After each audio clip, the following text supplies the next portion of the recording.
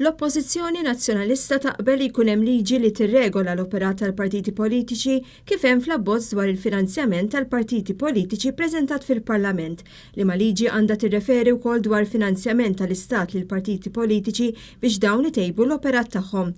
Kliem is-Segretarju Ġenerali tal-Partit Nazzjonalista Chris Said f'intervista mal-Gazzetta Il-Mument fejn spjega li partiti politiċi għandhom rwol importanti u regolati imma wkoll imsaħħa sabiex jaħdmu aħjar permezz tal-finanzjament tal-Istat. Partiti politiċi huma essenzjali f'demokrazija. Mingħajr il-partiti politiċi ma jkollniex demokrazija f'pajjiżna u allura il-partiti politiċi għandhom rwol importantissimu f'demokrazija. Chris Said fakkar kif fil-passat Joseph Muscat kien wieħed qotja ta' 5 euro għal kull vot li akkwista partit politiku.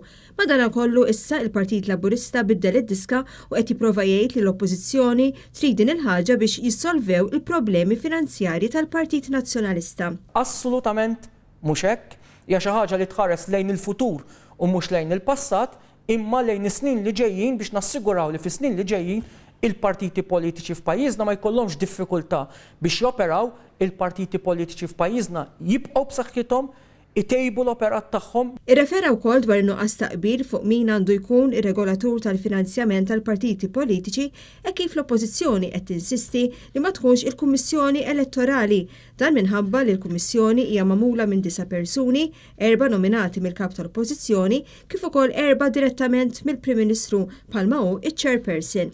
Chris Said spjega kif ħarsa lejn il-proprjetajiet tal-Partit Laburista turi li il-Partit Laburista illum igawdi minn numru ta' każini li huma proprjetà tal-poplu Malti u Awċi u sfida lil Partit Laburista sabiex irrot lura dawn it-28 proprjetà li jinkludu fost l-oħrajn il-kumpless f'Halferħ, l-Australia Hall, ir-Raffles kif ukoll is-Super One li jinsab fabbrika tal-Gvern.